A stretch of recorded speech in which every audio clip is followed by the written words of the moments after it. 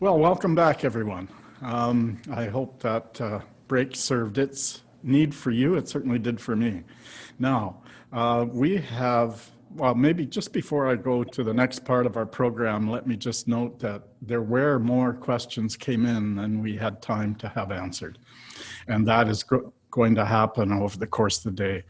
Keep using the chat facility with Zoom and keep the questions coming in. They will not be lost. They may not get answered in the exact spot where you'd like to see them dealt with, but please keep submitting your questions. So the next part of our program is we're going to go to each of the Provincial Heritage Associations in turn and ask them to do short statements on the challenges and opportunities for heritage in Manitoba. So we'll start with Mr. David Cuthbert, who's the chair of the management committee of the Association of Manitoba Archives. David. Hello, everyone. I'm just going to try and share my screen briefly. Hopefully, oh, the host has disabled screen sharing. Okay. I had a PowerPoint, but I see that I'm unable to share it. I can talk through my main points. As Sheldon said, I'm David Cuthbert. I'm the current chair of the Association for Manitoba Archives. 1 second.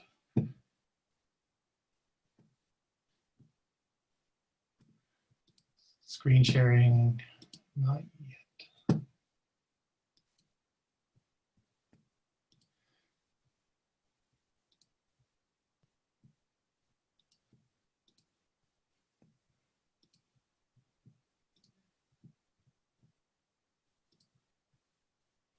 Okay, hopefully that's visible to everybody.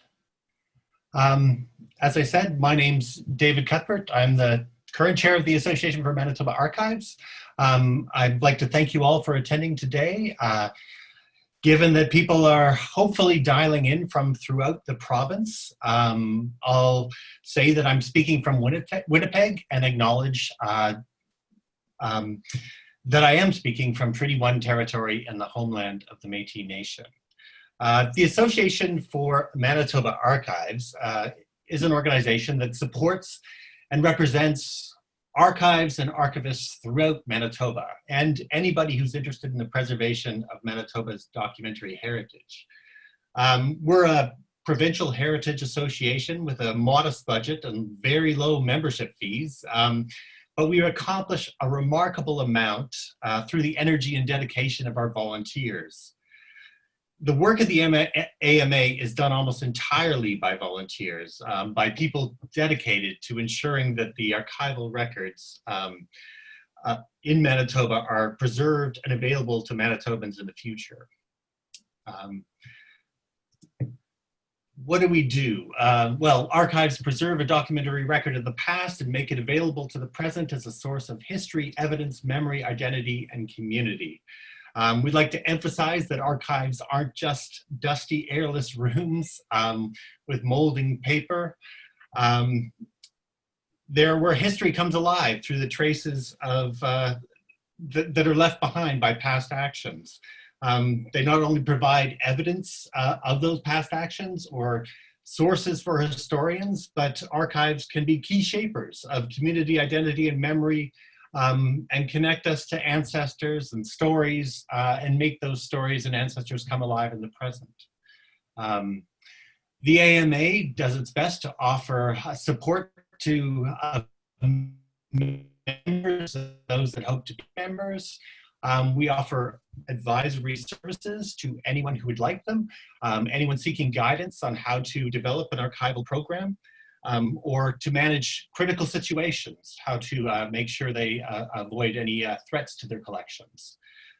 Throughout the year, we offer workshops, seminars, discussion forums on various archival topics. Over the past few years, we've offered workshops on a sort of general introduction to archives called Archives as Community, workshops on emergency preparedness, on accessibility of archives, We've often offered forums such as a discussion on placing freedom of information requests, and basically have a very active program of both information and instruction throughout the year. We also are involved in various advocacy campaigns on issues that are important to archives and archivists throughout the province. For instance, we've run quite a publicly visible campaign recently on trying to draw public awareness or public attention to the inadequacy of the facility that's currently housing the City of Winnipeg archives. Other campaigns like that are ongoing, and you know, we have a lot of dedicated volunteers devoted to those causes. We also administer the Manitoba Day Awards, in which we present awards to publications, exhibits, films, and other works that make exemplary use of Manitoba's archives to help us better understand our history. I'll also mention that the AMA maintains the Manitoba Archival Information Network, shorthand MAIN, which is easily confused with the MANI, on which you just saw a video. Here we have a website that gathers together collections, or the descriptions of collections from archives throughout the province. And I hope you all have had a chance in the past or a plan to visit this site in the future. We're focusing in these brief introductions on challenges and opportunities for the future.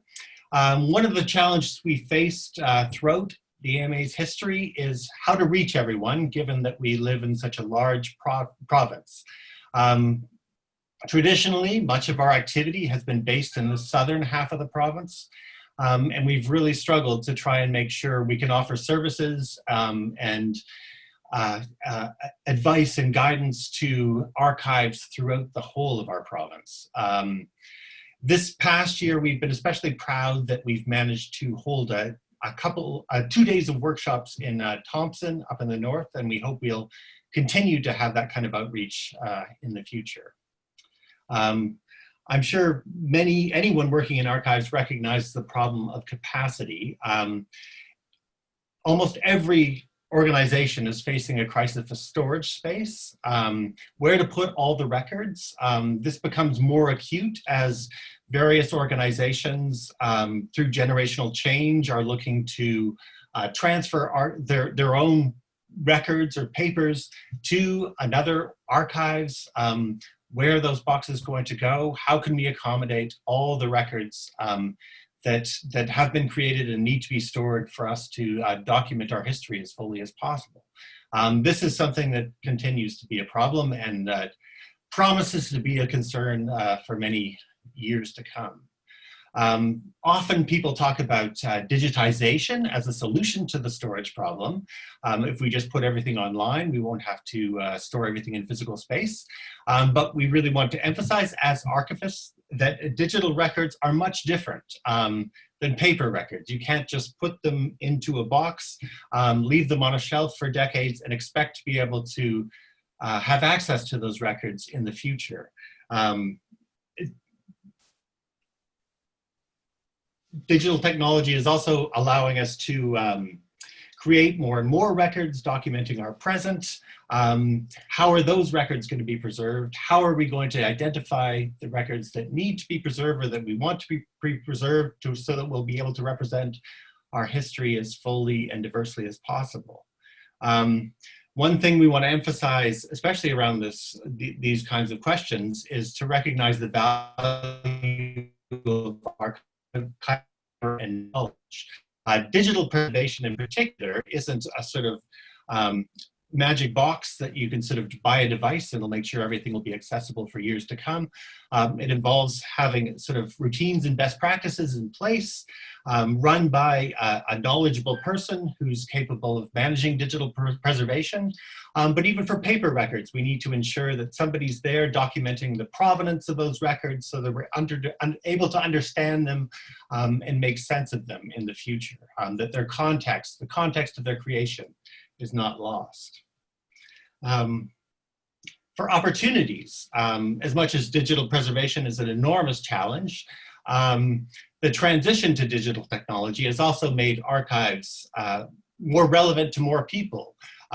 Having records accessible online, digitized records accessible online, allows people to access them more easily, and also to make a broader range use of them in a wider variety of ways. We're also presented with the opportunity to have users contribute to the description of its records. And many archives have run crowdsourcing projects in recent years, allowing people to contribute to the use of archival holdings, and also even to form new relationships and communities around archives that have become newly accessible. Decolonization and inclusion in archives is a very prominent concern for us at the moment in the AMA. Archives in general, we need to make sure that David, we just need to make sure you're getting close to the end there. Yes, I'm on my almost near the last slide. Just a couple more points. Here, I just want to emphasize that archives historically have rather notoriously documented mostly the people responsible for creating archives. And we need to make sure that as many populations and communities are documented for the future as possible. This includes reevaluating certain archival methods, many of which are deeply implicated with colonial history. And we need to make the archives welcoming to different traditions of memory keeping and community building. Again, collaboration is key. Building relationships, partnerships, collaborating with community groups in the future is something we have every intention of committing ourselves to. And I really must say that this gathering here today is a really great step towards future collaboration with our fellow Provincial Heritage Associations. Thanks very much for your time. I'll hand it over to the next speaker. Thank you very much, David. And our next speaker is Mr. Randy James, who's the president of the Association of Manitoba Museums. Randy. Good morning, everyone. Manitoba's diversity can be seen through the almost 200 museums that are throughout the province. That accounts for an estimated 3 million artifacts. Only 40 of these museums are located in the Winnipeg area, and the rest of them are spread throughout the province. An interesting point I found is that 80% are operated with volunteers, and that the volunteers outnumber the paid employees by 8 to 1. In 1972, the Association of Manitoba Museums was formed to assist the museums. Our logo is a stylized crocus with the leaves of the crocus all in different colors, which represents the diversity of Manitoba. The Association of Manitoba Museums is the voice of our museum community and is dedicated to promoting excellence in preserving and presenting the cultural and natural heritage in Manitoba.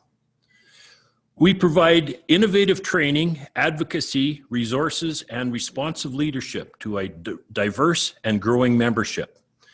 I became involved with the association through the training program and was elected president starting in 2020.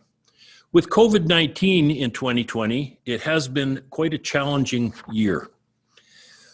The AMM has a certificate program in museum practice. This program consists of 8 1- or 2-day formats of workshops, and they're designated with different topics such as organizing and managing museums, collection management, exhibit design, to mention just a couple. I went through the program and got my certificate in 2018. The AMM also has a cultural stewardship program, which is a program available to all members, and it's designed to help museums with preventative conservation, and it covers everything from storage and packing to facilities and buildings. As well, the AMM serves as an advocate for the museums liaison, acting on behalf of the museums with different levels of government. We look at how the museums benefit society, going to the community's quality of life and otherwise. Museums Awareness Initiative, which encourages member museums to hold and participate in events such as Manitoba Day on May the 12th. And last of all, we look after political representation with the different parts of the province and the federal government. AMM is very proud that we have just completed a customized database specific to museums, which answer all of the questions for their special requirements. As well as storing it in a common virtual space, it is hoped and planned that the public can soon have access to find out what artifacts are in fact in Manitoba. The database is nearing rollout and will be available to any museums which may need it. The challenges that were presented this year were accentuated by the COVID-19 crisis. The number one is the volunteer base in museums is, generally speaking, elderly people. And the elderly are very susceptible to COVID-19. And this has resulted in some museums in Manitoba not even opening in 2020. The next thing that we have to look at is funding. Funding is always a concern. The base economy is very unstable, with the government now trying to calculate how to pay for all the COVID expenses. Fundraising has become more difficult because of tight purses, and the grants for heritage projects have not increased in years, with only a fraction of those applying for it even getting partial funds. These lack of resources present a bleak picture for museums who continue to be more relevant to an increasingly diverse group. The AMM is dedicated to promoting excellence in preserving and presenting the cultural and natural heritage of Manitoba. Thank you very much.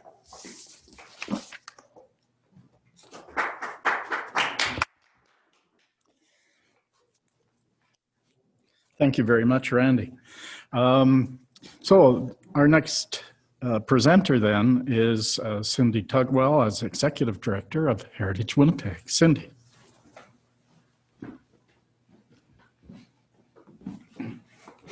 Thank you, Sheldon. It's great to be here. We're in the centrally located hub of the Millennium Center. I wanted to start, my name is Cindy Tugwell. I'm Executive Director of Heritage Winnipeg for 28 years. And Heritage Winnipeg was formed by the power of the people to help save this very building at 389 Main Street, rallied together and demanded that the city of Winnipeg incorporate a watchdog organization, which became Heritage Winnipeg. And 42 years later, we have a wonderful portfolio of things that we've offered to the public over the years.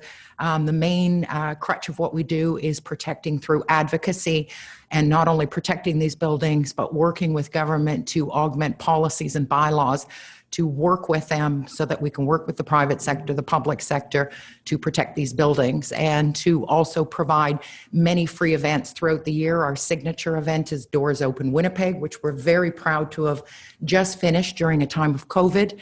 Our 2020 event was very successful. And again, we pride ourselves with some government funding that we receive for our organization to make sure that everything that we provide, the services to the public, are free, whether it's our Manitoba Preservation Awards, our involvement with Manitoba Day, heritage fairs, anything that we do, we'd like to provide to all demographics free of charge. And so our story starts fundamentally, most people think of built heritage as the Exchange District, a National Historic Site, which Heritage Winnipeg played a large role in advocating with the federal government. In 1997, it was given the title of National Historic Site. And we do focus a lot with the large concentration of over 120 heritage buildings in the Exchange, but we certainly are here as a testament of our Doors Open Winnipeg event to advocate and protect all built heritage in the city of Winnipeg. So I was asked to look at challenges and opportunities that our organization specifically has regarding this summit, and I certainly would like to start limited financial resources. Interestingly enough, I know we've been focusing on COVID, but our limited financial resources started long before COVID. And in fact, COVID has allowed us to become a little bit more innovative, to recognize that we need to diversify where our funding comes from, so that if there is a crisis, we're able to remain sustainable. The constant need for fundraising, we certainly are looking at capacity, lack of capacity. If you spend a lot of your percentage of time on fundraising, you cannot do the crutch of the core work that you're mandated to do by the public. So these are challenges: limited ability to support heritage conservation, lack of necessary and timely information. We work with City Hall quite a bit for advocacy for heritage designations. For us, collaboration is a challenge with the City of Winnipeg for advocacy work that we need to do, and to educate also our elected officials so that they are making the right decisions when it comes to protecting our heritage and understanding why they're protecting our heritage. And certainly always in any nonprofit organization, lack of communication is a huge challenge. We need to work together with our limited resources. And the way we're going to do this is like the Manitoba Heritage Summit, where we're able to collaborate and partner and pool our resources together so that we're not duplicating, but we're also a very stronger voice for the sector. So as part of challenges, the next slide will go into some beautiful pictures of buildings that we've been involved in. And we wanted to showcase that the advocacy work we do takes many years and sometimes decades, like the Upper Fort Garry Provincial Park, Delnavert Museum, some lobbying for maintenance and restoration continuation with the legislative building. We want to make sure that these buildings are protected. So our opportunities always want to end on a positive note. Partnerships are very, very important. And again, education and greater awareness on all levels of government, municipal and provincial, are critical to the protection of our built heritage for future generations. They are the decision makers. They are the ones that we have to make the final decisions, and building connections with our partnership organizations, but also the private sector. We've learned that it's not us against them anymore. It's working in tandem with all sectors. And certainly education for younger audiences, diversifying is certainly an issue that we're looking at. And through the potential change and commitments of programs like Young Canada Works, Canada Summer Jobs, and internships, we are able to provide education and work placement for youth, which in turn gets them involved in our organizations and keeps them interested. And certainly another opportunity is endowment fund for future sustainability. Creating an endowment fund for most nonprofits is very critical, and certainly greater collaboration with all sectors to contribute, whether it's short-term or long-term financial stability. We need to partner with development organizations, with contractors, and everyone that makes a living and a lucrative living with heritage conservation. And as I near to the end, I picked this picture because certainly we talk about the marriage of the old and the new. We're not stuck in the past. We know that built heritage has to be progressive. Fundamentally, maintenance is critical to protect these buildings before they become derelict, and certainly for Heritage Winnipeg to advocate that they can be rehabilitated for green, sustainable development. And so we reach out to you to say, help support Heritage Winnipeg, help support the heritage organizations today to continue the great work that they're doing for future generations. Thank you.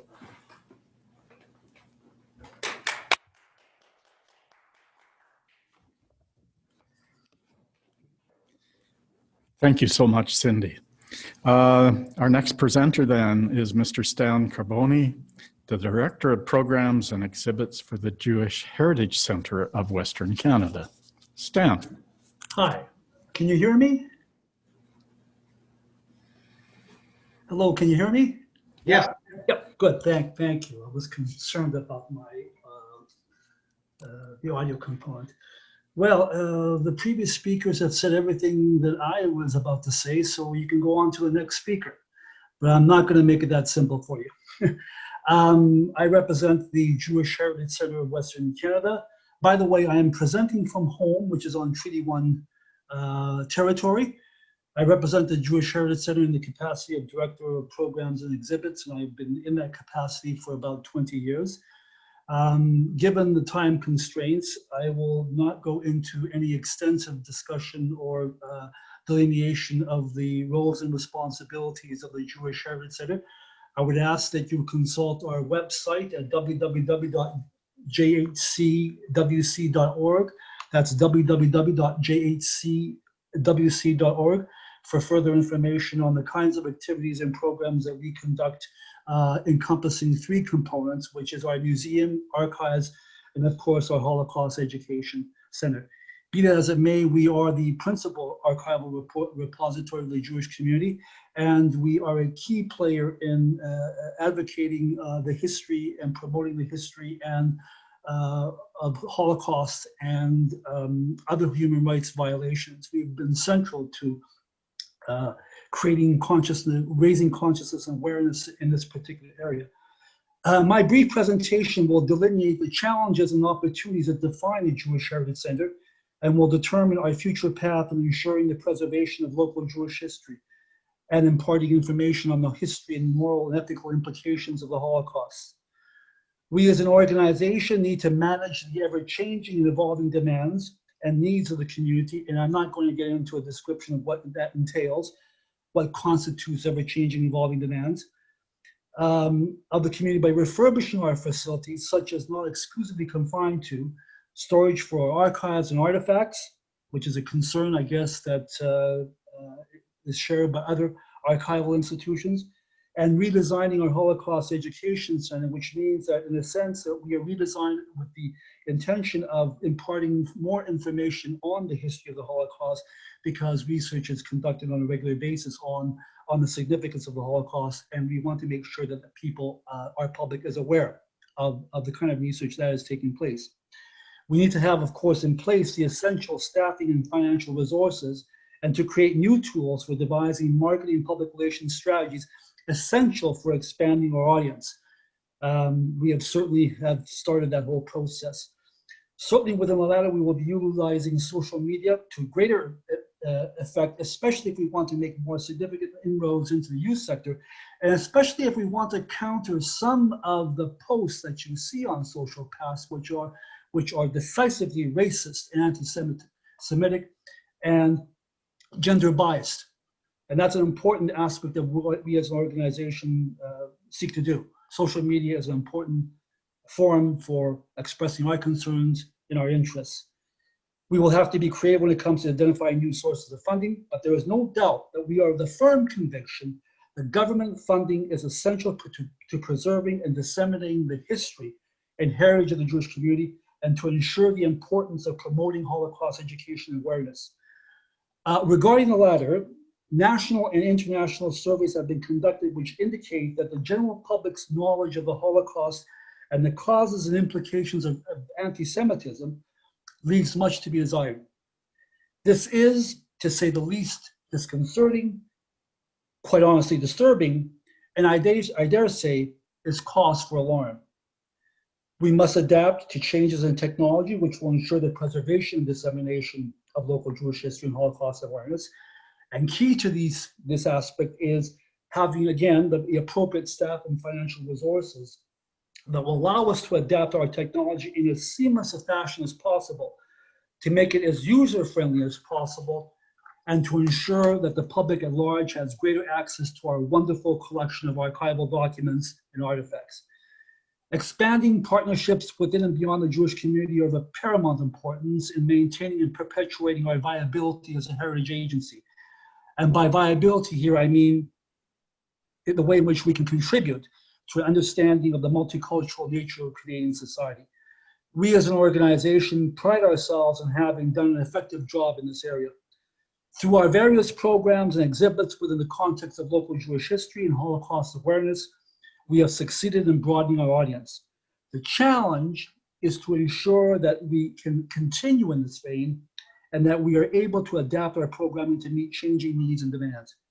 To do this, again, we need to make sure that we have the necessary financial and staffing resources and a firm understanding on the part of government on the valuable role heritage plays in our province's social, economic, and cultural life, and how it can play a vital role in combating anti-Semitism and racism.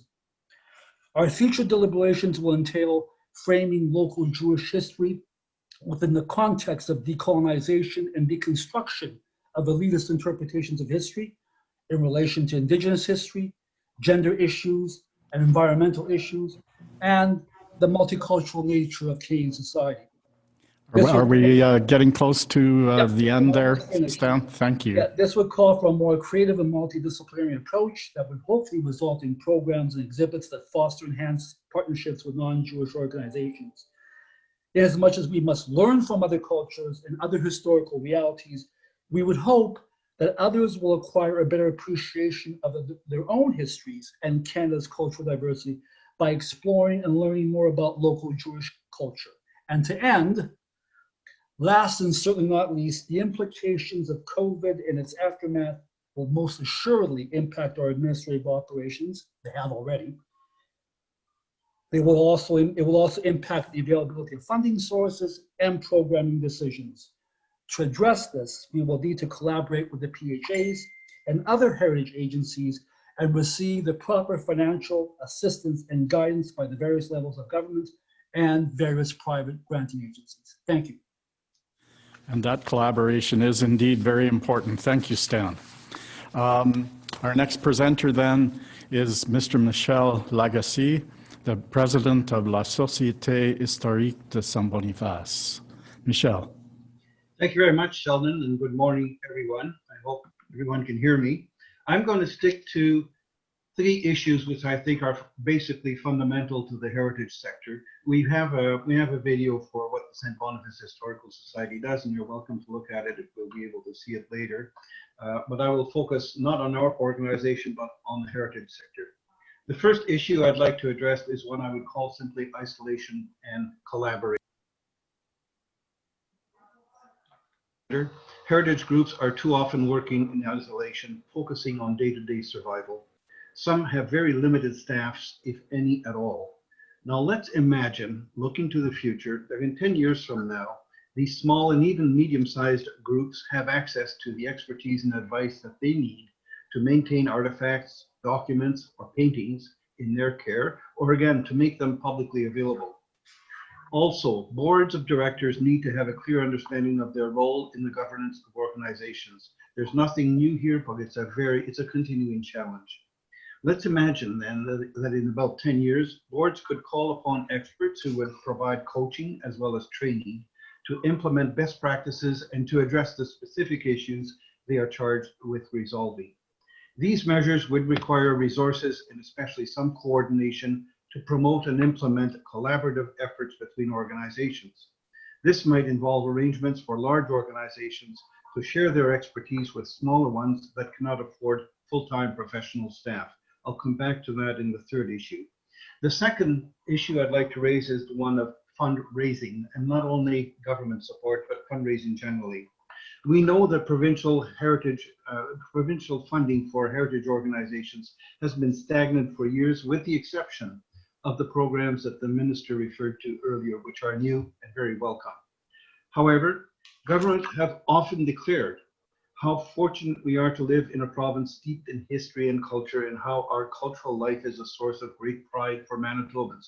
We've all heard these speeches. But underneath the hype that leads governments to extol the great economic benefits of tourism and employment generated by the cultural sector, let's recall that tourism depends on the work undertaken by heritage organizations across the province.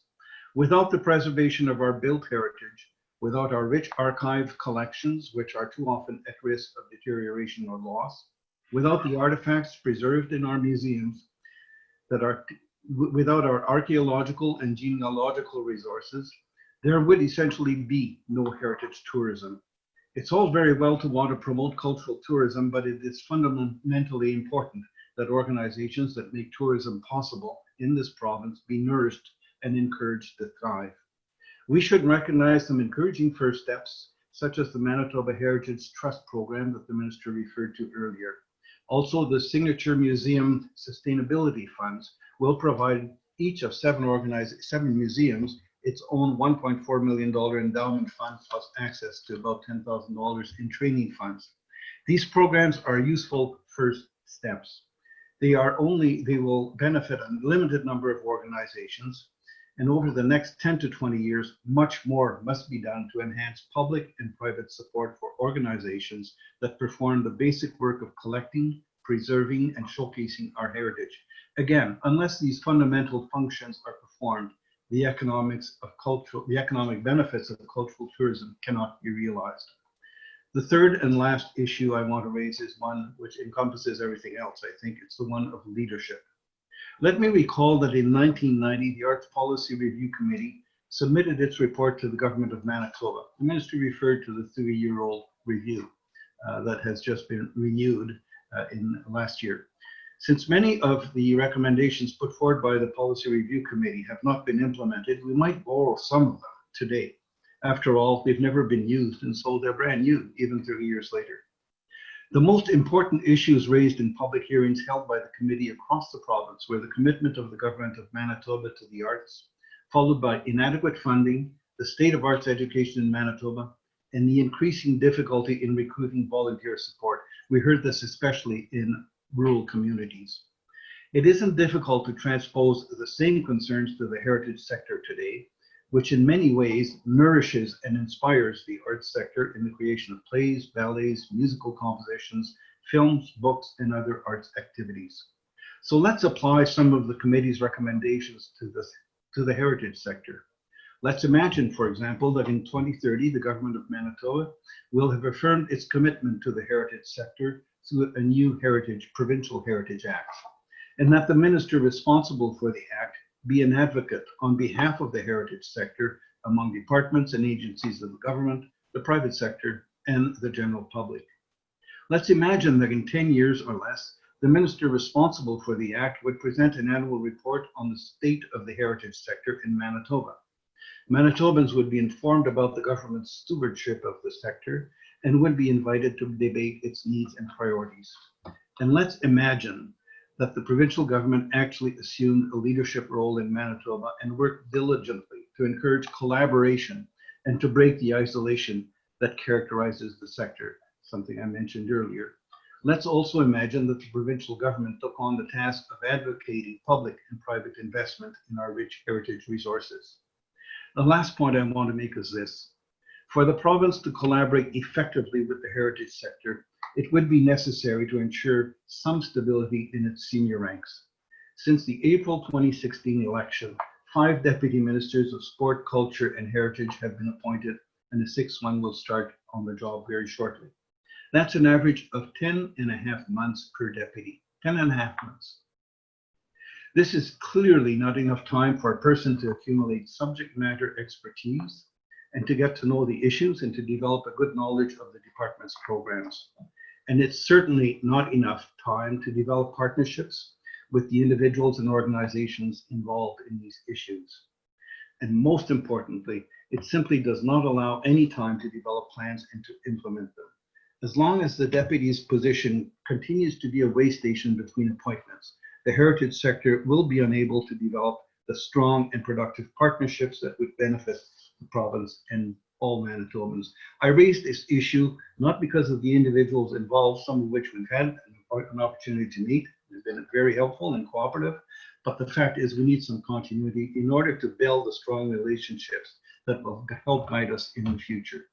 So let me just recall in closing that in 10 years, the public and private sectors will have to collaborate in order to allow the heritage sector to thrive. And that's when the archives and museums and buildings, artifacts, paintings, and documents that are at the heart of our cultural life will have the means to contribute fully to the cultural expression and development of this province. Thank you very much. Thank you very much, Michel, and for challenging our imaginations as well. Thank you. Our next speaker then is Ms. Amber Flett, who is the past president of the Manitoba Archaeological Society. Amber? Good morning, everyone. Can you hear me? Hello? Yeah. Can you hear me? Yes. I'm Yes. Amber Flett. I am an archaeologist with Intergroup Consultants. I'm also the past president of the Manitoba Archaeological Society, or the MAS. I have sat on the executive and council since 2008. The executive and council is comprised entirely of volunteers, all of who work full-time as archaeologists, professors, or are graduate students. Myself and the MAS recognize that despite the virtual nature of today's gatherings, we are all joining in from and discussing the traditional lands of the Anishinaabe, Innu, Oji-Cree, and Dakota nations, and that we are within the homeland of the Métis Nation. The MAS was established in 1961 by people concerned with how increased development was impacting archaeological heritage. So they organized to promote the preservation, investigation, and publication of archaeological information, organize professional, amateur, and public individuals interested in Manitoba archaeology, foster the study and teaching of archaeology throughout our province, enlist the aid of citizens in reporting, preserving, and recording archaeological sites, and to raise money through donations, grants, contracts, and other fundraising efforts to promote endeavors of our society. As we near our 60th anniversary, we recognize that while our mandate has been consistent over the years, the world in which we operate has changed drastically. Although there are challenges, there have also been changes for the better that have provided us with new opportunities. As many of you know and have spoken about, funding is always a challenge. This is particularly true when it is of an insufficient amount that can be only used for programming. We would like to note that the funding we receive has not kept up with the rate of inflation and is not on par with archaeological societies in our neighboring provinces, all of who have some paid staff. For small 100% volunteer-run organizations like the MAS, this exacerbates our challenges. This includes volunteer burnout. Chronic underfunding means that our volunteers must meet both the operational and programming needs of the organization.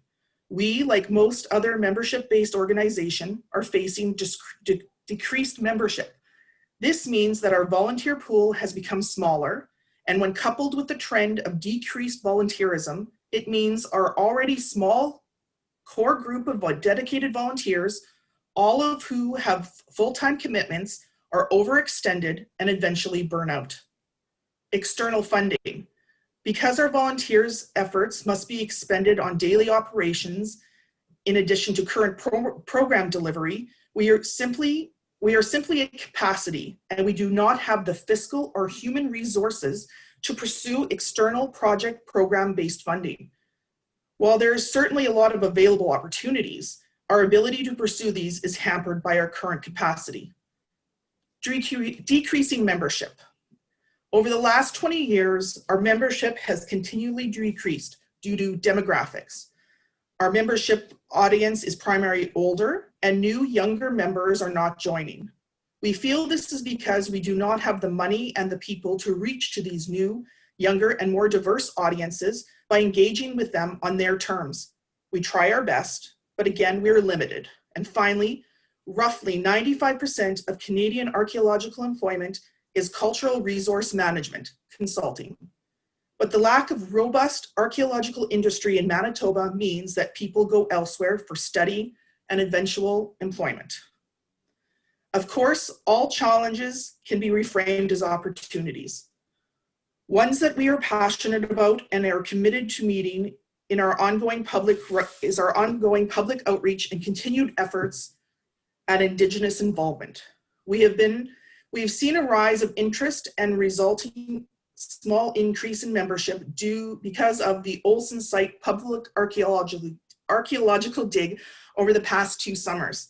This is reminiscent with the increased interest we saw when, with a paid position, there was a public archaeology program in the Forks in the 1990s. This shows people are interested in archaeology and will participate when they have the occasion to do so. This past year, the MAS reached out to Dakota Ojibwe Tribal Council, Birdtail Sioux First Nation, Dakota Teepee First Nation, Long Plain First Nation, Swan Lake First Nation, Sioux Valley Dakota Nation, and Chinupawakpa Dakota Nation, all of who have traditional territory within the same area as the site.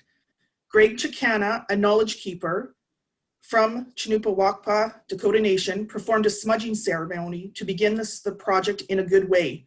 And we were honored to have a pipe ceremony conducted by Chief PHA, Elder Linda Nadon, and Daryl Taylor of Dakota Teepee First Nation. The forming of these relationships demonstrates the beginning of what can be possible with true collaboration and partnerships. Are we getting close to the end, Amber? Yes. Thank you. Manitoba's celebrated history has primarily been told in mainstream media from a settler perspective. Indigenous voices were silenced through colonization, the Indian Act, the creation of the reserve system, residential schools, the PASS system, and continued individual and systemic racism have all worked to extinguish the presence and contributions of Indigenous people and their communities to our province. More than 10,000 years of stories live within this province. The archaeology is one way to help regain and reclaim pieces of them. Archaeological sites are non-renewable heritage. When destroyed, they and the precious information they carry are gone forever. Each site, each artifact is irreplaceable. They are the physical links between people today and the land. The history of our ancestors can be reconstructed from what is left behind, but ultimately archaeology is not about the tangible, it is not about the sites, the arrowheads, or the broken pieces of pottery. It is about the people who made these items, who used them, who lived here, and made life here since time immemorial. They have stories to tell us, lessons to teach us, and they do through the material culture they left behind. This is our collective heritage as Manitobans. We're really at the end, Amber. I have one sentence left. Good. Opportunity for true collaboration partnerships is especially relevant today. Moving forward, we are working to create an advisory group of Indigenous elders and retired archaeologists to collaborate more broadly with our sister disciplines. Thank you. Well, thank you so much, Amber. Appreciate it. We have two speakers left, and they're both Gordons. The first one is Gordon McBean, who's the past president of the Manitoba Genealogical Society. And following him is Gordon Goldsborough, the president of the Manitoba Historical Society. Just for simplicity, I'll introduce them both now, and they will just replace each other here.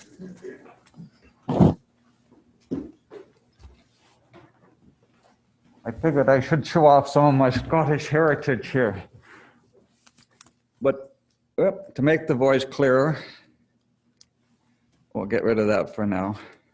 I'm also the timekeeper, so I'm holding on to it.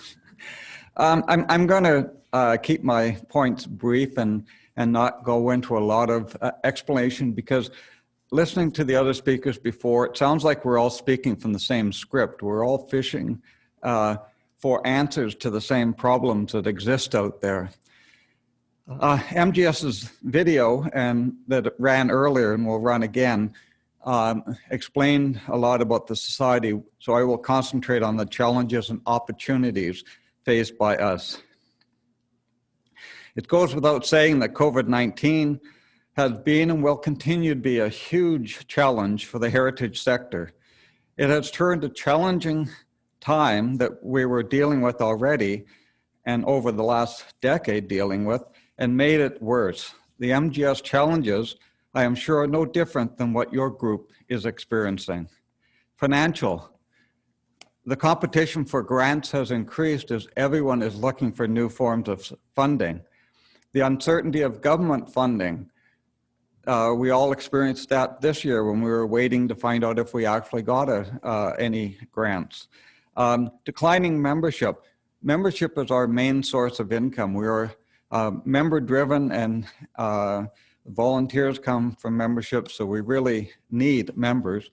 And the other thing that's dropped off is our user-free fees for different services and purchasing from our e-store.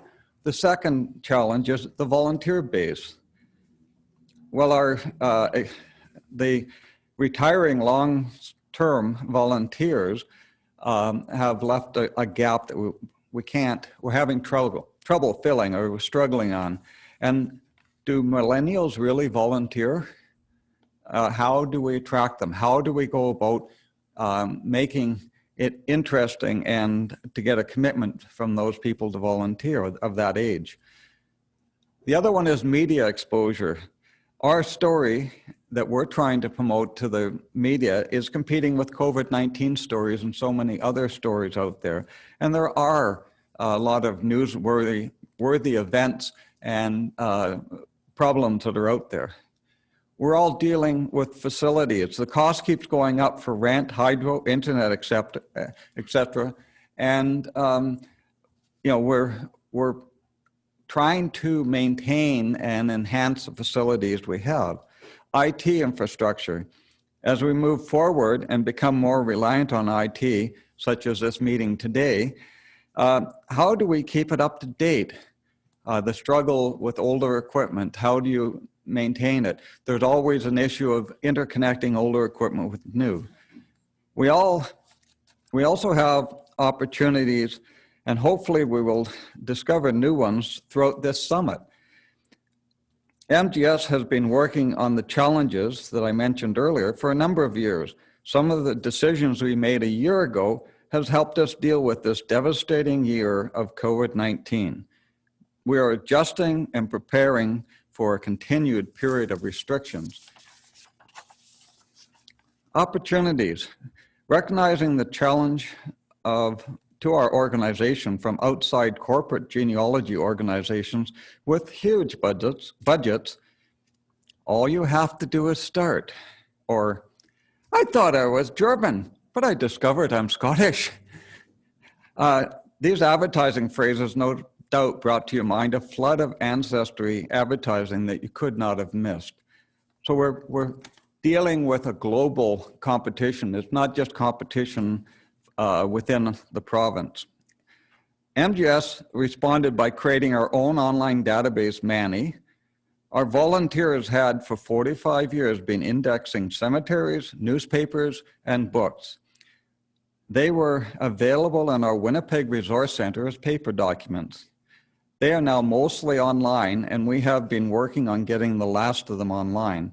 Manny has helped attract new members because we are now attracting members of anyone wanting to research in Manitoba because they are unique records.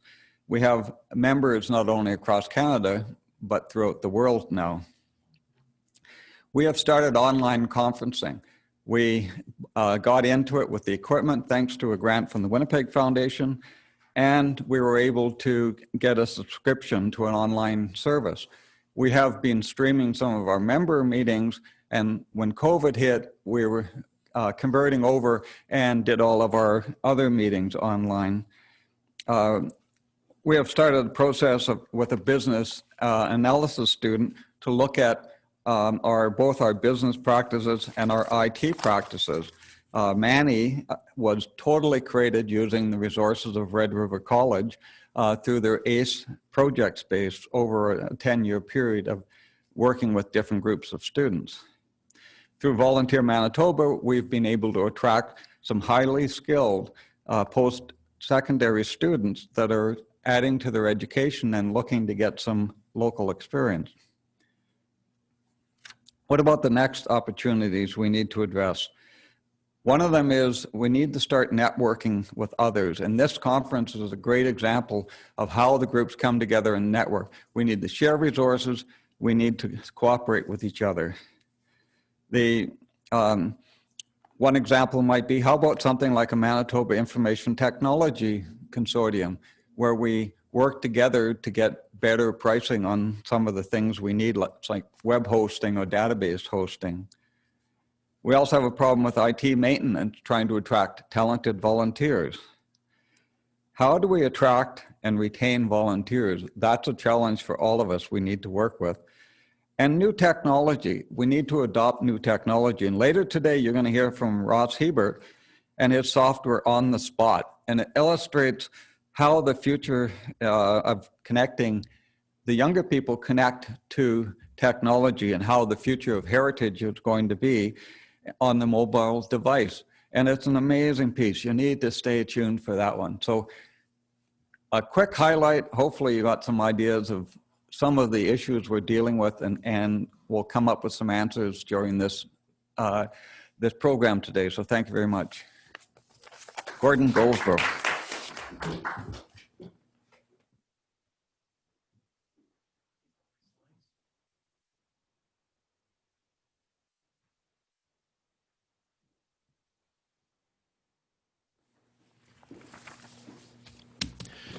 Well, now for the second member of the Gordon Tag Team. I'm Gordon Goldsborough. I'm the president of the Manitoba Historical Society. And I'd like to start by saying that this summit has been organized by 8 groups that have traditionally had little to do with each other. And I'm heartened to say that all have come together in the spirit of genuine cooperation. I'm pleased to say that the Planning Committee has met regularly over the past 9 months, and these meetings have been exceptionally productive, not only to plan today's summit, but also to forge relationships that I think will be maintained long after this meeting has ended. Several of us have already expressed the hope this can become a regular event. So stay in touch for details about another Heritage Summit in 2021. Could I have the slides, Gord? I'm continually heartened by the many fine people I have met around Manitoba who do great work in preserving and promoting heritage without thought of compensation and praise. But unfortunately, grassroots support only goes so far, and we need to find ways to engage more people, and especially people with less gray hair than me, in ensuring that Manitoba's heritage community remains vibrant and diverse for our 200th birthday in 2070.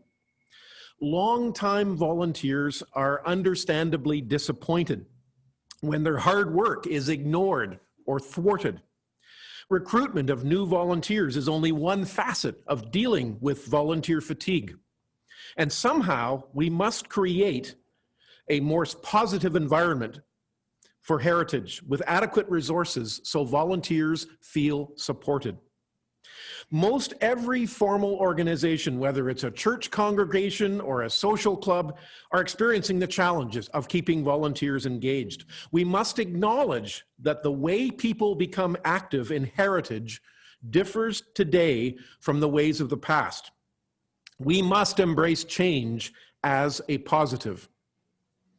When I referred to resources a moment ago, I meant more than money. But I realized that reasonable and stable financial support is fundamental to the maintenance of heritage facilities. Unfortunately, many of the provincial heritage agencies have seen the gradual erosion of funding. Even if the dollars have not changed, their absolute purchasing power has. Now, I'm heartened by the actions of our Manitoba government that in leading the establishment of endowment funds for heritage facilities throughout community foundations. In my view, this is an excellent means to secure long-term support, but perhaps more importantly, it encourages local participation. I believe firmly that the heritage community must engage more actively in self-reliant fundraising and not merely hold out their hands to wait for money to fall into them. So for example, a number of years ago, I was involved in the writing of a local history book for which we held fish fries on Canada Day. Not only were those fish fries enormously lucrative for our project, it was a great way to spread public awareness. And we really genuinely felt that we had raised sweat equity in our project. We simply just didn't go out to some level of government and say, give us money. Now, I regret to say that I perceive heritage to be a low priority for all levels of government these days. This is not a function of politics, but instead of the widespread perception that heritage is just not as important as education, healthcare, roads, and other public priorities. I understand that. I give as one example the marked decline of the Manitoba Historic Resources Branch. At one time, the branch was active in research and inventory around the province. It provided advisory services to municipalities and organizations and was the go-to source for public inquiries. Data show clearly, if I can get the next slide there, Gord, that government commemoration, government commemoration of historic sites, people, and events has plummeted in the last 2 decades. And this doesn't matter which level of government you're looking at, both at the national level, at the provincial level, and at the municipal level, commemorations have declined. Now, I want to be clear, however, that I do not see this withdrawal of government as a net negative. Rather, I see it as an opportunity for the Provincial Heritage Agencies to fill this void. And I'm proud to say that the Manitoba Historical Society is doing just that. Next slide, please. Now, I do worry, though, that we face crises relating to planning in Manitoba, especially in rural parts of the province, that jeopardize the knowledge that future Manitobans will have about the past and the present. You know, the scope of these crises is diverse, and you've heard about some of them in the previous speakers. They range from the archival of born digital information, you know, the word processing files, the spreadsheets. Archivists don't typically think of those things when developing an archival strategy. It ranges to the municipal heritage planning by municipal governments in areas of depopulation. When you've got lots of buildings that are falling down, what do you do to try to protect them? Archivists face the unenviable challenge of finding places to protect far more historical documents than they have room. One of my archive friends describes the situation as a pig in a python, a very graphic description, and I'll leave you to ponder that one. Finally, and ultimately, I believe that 21st century technology provides a way forward to meet many of the challenges we presently face. We must engage with young people using the social media platforms they prefer. So if it means we have to get active on TikTok, so be it. We must digitize historical resources to protect the information they contain, if not the original documents, and to make it widely available online. Now, I understand the concerns of my archivist friends, but I genuinely believe that archival online is ultimately the way to go. And as we must use the internet to engage with like-minded people in heritage in ways like this summit, I see a great future in online communication to do things that would have been impossible just a few short years ago. We can share ideas, we can share plans, and yes, we can occasionally drown our collective sorrows. But you know, to my mind, the internet is a boon for heritage. And if we do not fully exploit its potential, we do so at our peril. Thank you.